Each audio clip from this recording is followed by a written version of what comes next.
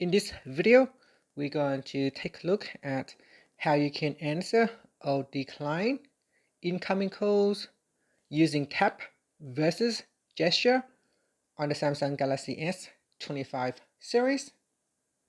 Okay, so here we have an incoming call.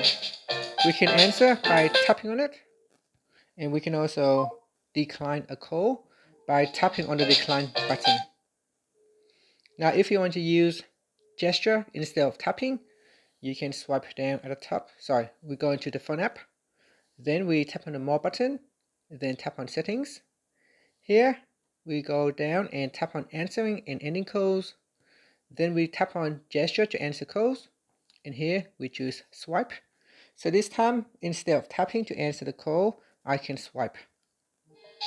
So tapping will not work. So now we have to swipe to answer the call or swipe to decline the call. So here I will swipe to decline the call. And that's it. Thank you for watching this video. Please like and subscribe to my channel for more videos.